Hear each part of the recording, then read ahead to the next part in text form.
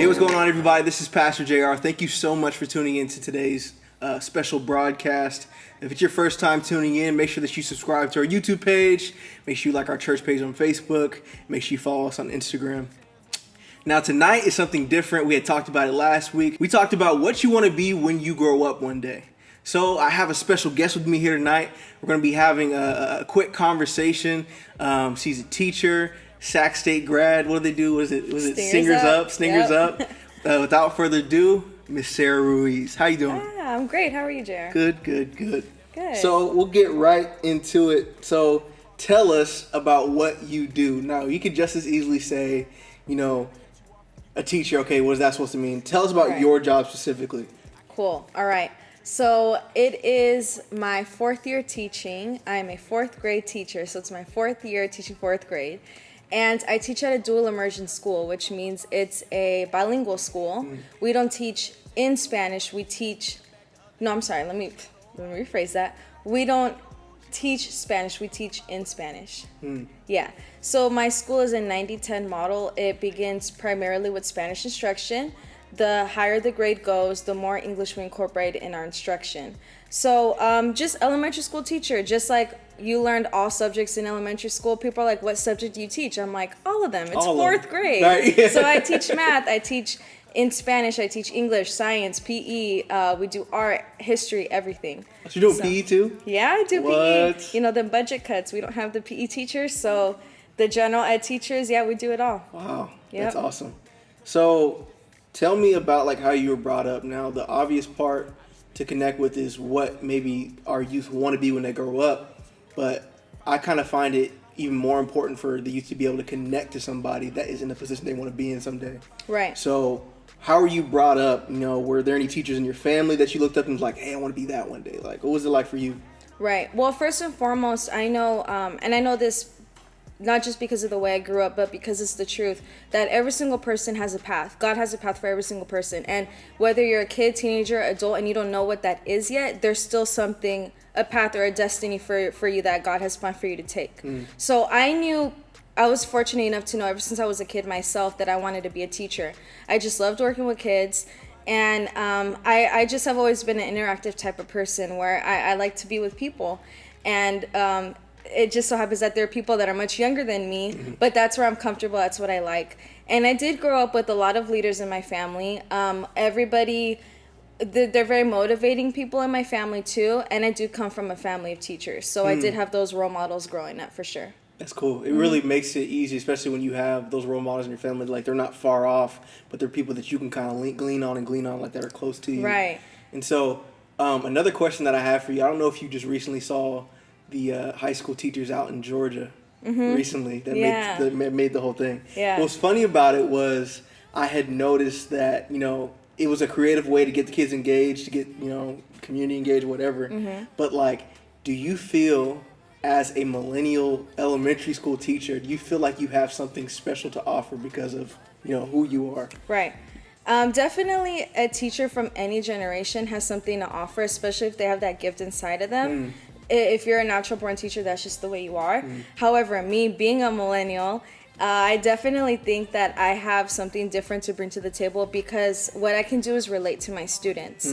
I feel like a lot of the time myself in elementary school, even in middle school and high school, I felt so far removed from my teachers where there was this serious disconnect. And I feel like when there's a disconnect between student and teacher, there's not really a drive to want to succeed in that teacher's classroom necessarily. Yeah. But if you have a teacher that's talking about things you know about, even if it's pop culture, even if it's celebrities, whatever it is, music, and you're like, okay, they get me. They want to know a little bit about me, so they must care a little bit about me too. So definitely with my kids, I don't try to push social media on them at all.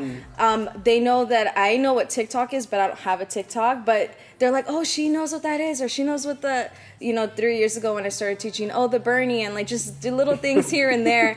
They're like, okay, she's cool. I can talk to her about things that I like, and I can feel comfortable doing so. Yeah. So those are one of the things that you don't realize, now that our generation is getting a little bit older. I think about you, and it's like, Sarah is a legitimate teacher, third and fourth grade. You know what's funny, JR, is I still kind of pinch myself, and I'm like, am I really doing this? Am I really here? Yeah. Because it's something I wanted for such a long time, and to think this is my 4th year already, I'm like, anybody can do it. You know, if you have that drive, if you have that motivation, and really the support from your family or church family, youth group, some type of a support system, you can do it. That's really dope. That's really dope. Yeah. So, what was the first day of school like for you? Like the very first day. You're talking about having to pinch yourself and realize, okay, my dream has come true. What was the very first day of, hi, my name is Miss Ruiz? Yeah, I didn't know what to expect. I was a nervous wreck. The only thing that calmed me down was my dad came and surprised me with a bouquet of flowers that morning. And I was setting up the classroom. I can hear all the kids outside and just thinking, what do they look like? What do they sound like? What are they going to think when they see me? So when I first opened the door and they were all lined up outside with all of their parents, and all of their parents had their cell phones out taking pictures and videos, I'm like, okay, Sarah, like, this is it. You know, like, demand your presence, but show them that this is going to be a great year with you.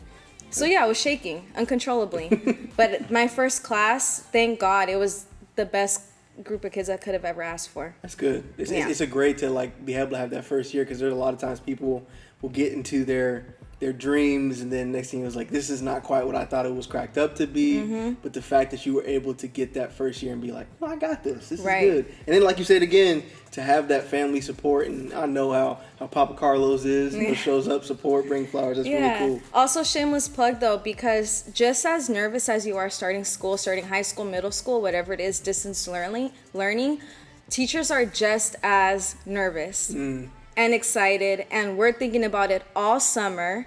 We're living our summer, but we're thinking about all summer, what are our kids doing right now? Are they going through any hardships right now? What are they going to be like when they enter the class on the first day of school? And we're thinking about all of that. So definitely, now that I'm on this side of education, showing teachers that little bit of grace, I think especially with distance learning, because thankfully I'm a millennial, so I know my way around technology. Exactly. But there are so many teachers that don't, and it's not their fault, and we're still being trained on it. You know, so I think patience really goes a long way on both ends, because we need to be patient with the students and their home situations too. Right. That's really cool. And like, I appreciate you talking about, you know, kind of being sensitive to the situation on both sides. But as a teacher, like, I remember there being teachers for me growing up in all levels of school that I really connected with, even to the point where as an adult I would run into a teacher and she's like, John Butcher? Like, yeah, that's you. Like, this was my 3rd and 4th grade teacher. Yeah. You know, I had the same teacher. And so I say that to say, do you feel like, you know, more than just being a teacher, that there are some other roles and responsibilities that maybe a teacher has? Like, you know, you're not paid to be a role model. You're paid to just teach them. Like, as a person in the community, do you feel like there's a responsibility with that? Oh, for sure. I mean, it's not just let me teach you how to read and let me teach you about so-and-so war and math and this and that. It's a lot more than that, especially because, especially when you think about the communities that you serve in. I teach in Vallejo, and it's a really diverse city. We also have students from all kinds of different backgrounds. A lot of students that come from a single-parent family, their grandparents living there. It's just the dynamics are also different. And it's nice that they come into your classroom and they see an adult who's consistent, who's positive, who every day it's a new day. I don't hold whatever they did yesterday against them on Tuesday, that type of thing. So I think really allowing them, we hear the word safe space, and it's kind of cliche, but it's true, because I make mistakes and I'm open about it to them, and I try to show my students that it's okay to make mistakes, trial and error. That's how you learn, that's how you succeed.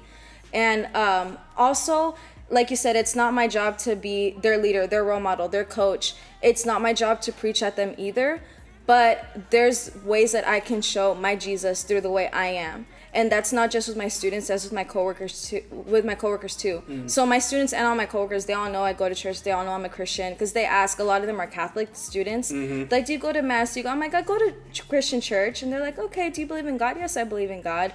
So making those connections are important too. That is really important. I think a lot of times, you know, not saying everybody does this, but it can be really easy to just compartmentalize your life. Yeah. And have your work life here, and then your home life here, and then your church life over here. Exactly. And to be able to, you know, have that Jesus on the inside of you, like, no matter where I'm at, you know, whether I'm teaching, whether I'm in these different places or different roles, that I'm still able to share that compassion that Jesus would have shared, right? Or be patient with people, or because I'm already knowing I got a family member that used to work for the Fairfield School District, and he was like a community like liaison between the school and the community, and it was like the stories I heard, it was just like, oh my goodness, like people are people. People are people. That's the best. That's the best and the safest way to put it. Yeah. But with that being said, I mean, this whole video and this whole interview is to inspire young people in order to like see roles and different things like that. Yeah. And, you know, obviously, it's great to have, you know, not only a teacher but a woman to be able to see young ladies to be able to see a woman in a certain role and stuff like that. Of course, yeah. But what would grown up Miss Sarah, Miss Ruiz say to Sarah in middle school, or Sarah starting high school, or Sarah graduating high school trying to figure out what she wants to do next? Like, what would you say to her? So I would definitely tell myself, because I'll be honest, I wasn't the best student in high school. I'll be real. Tell me about it. Yeah, I wasn't, you know. It wasn't until my junior year of high school I saw all my peers around me getting these awards, getting these recognitions for things I know I could do too if I applied myself. And I really had this awakening, like, why don't you? Why? There is no reason why you shouldn't, so just do it. And I really just started to apply myself, because I knew, and my family always has instilled in me, college, it's not really an option, it's what you're going to do. And being a college graduate, having a degree, I'll be real again. School might not be for everybody. Right. That might not be everybody's path, and that's okay, because there's still so many amazing things, careers that you can accomplish without going to college. Is it a plus? Yes, it is. Would it help? Yes, it would. But I always knew that that was going to be my end goal. So just keeping my eye on the goal. Like, what do you need to do to get there? I need to get good grades in high school, for one. I need to study to get a good SAT score. For two, I need to apply to good schools. For three, and then just going through the whole process. But I think what helps is taking it step by step. Short, attainable goals. And that's really how I live my life. 5-year goals or shorter. I knew the overall I wanted to be a teacher, but what are the little steps I need to take to get there? Right. I think that's one of the things that, like, I'm kind of harder on the boys than I am the girls, obviously, but you know, you get boys that, you know, maybe want to be and do music, or maybe they want to be athletes, or whatever it may be. Yeah. I know one of my biggest things is like, okay, let's say that, let's use a teacher for instance. Okay, let's say you become a teacher, then what? Like, so you're just gonna be a teacher and then quit? Like, I understand, like, what are you saying? Right. And just the fact that you kind of brought up that point of making short and attainable goals, like, yeah, like, let's be these great things. Let's be teachers. Let's be doctors. Let's be lawyers. But how are we gonna get there? Let's make a plan. Let's make it tangible, because you know, if you just say I want to be something and not put any action to it, then it's just gonna become a what if one day. Like, you know, I could have been this or I could have been that, but that's a really good, important goal, and I hope you guys are listening at home. Yeah. Another thing, sorry, I don't mean to interrupt. No, you're good. Is also really the company you surround yourself with. And I know networking is a word we use more in career and adult type of world, but really being with like-minded people, I think, is really helpful. So if your friends in high school don't have any goals or ambitions to go to school or to go into the workforce after high school, what are you most likely going to do?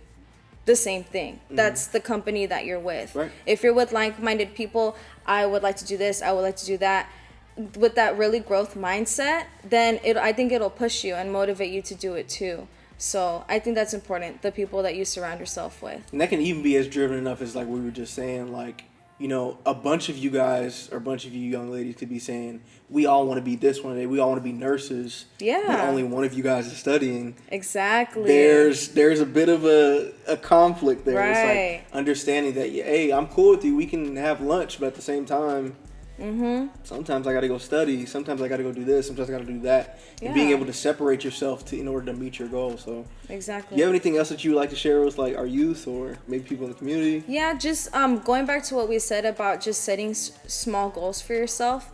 I think that can be done in any type of path or career choice you have for yourself. So I'm just brainstorming, thinking about what if you really like taking pictures, you want to go into photography. Start with a portfolio, you know, start with an album of pictures that you took yourself. make yourself established. You're not too young to be established. You know, you want to be an artist, a recording artist. Have a journal and start writing your own music. You know, just little baby steps. You want to be an athlete? Go work out. You know, like Madden doesn't count. Yeah, exactly. No, go out there, be fit, know your body. You know, just everything that goes into it. Like, there's so many baby steps that you can take, even at this age, that'll get you prepared to what you want to do in the long run. So that's dope. Well, Sarah, I really appreciate your time and you coming out and recording this. You know, we're social distance if you don't see the camera angles. Yeah. But for real, thank you so much for speaking to our youth and just giving us a little bit of insight on what it would be like to be a teacher, you know, especially, you know, in your teaching and stuff like that. I really believe that when it comes to education, that it's about to be turned on its head, especially in the season that we're in right now. Oh yeah. And especially the way that we educate people and how we do it. It's gonna be different, but I think it's gonna be worthwhile. But that's it for tonight, you guys. Thank you so much for tuning in. We'll be having more and more of these as the weeks go along. Maybe you have somebody or some sort of profession that you want to look into, and if I got the power to do it, I'm gonna reach out to somebody. If anybody in our team has the power to do it, our community has the power to do it, we'll reach out and we'll do our very best to make sure that we can talk to somebody on your guys' behalf. So without further ado, make sure that you subscribe to our YouTube page, like this video, share it with a friend, maybe a friend that wants to be a teacher one day. Say, hey, Miss Sarah, how do I, blah, blah, blah. But like us on Facebook, follow us on Instagram. You know the spiel. Do all those things. Go with God. Love you guys. See you soon.